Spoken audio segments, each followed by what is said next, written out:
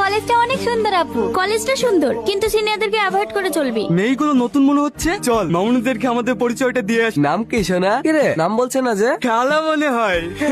চলো আপু।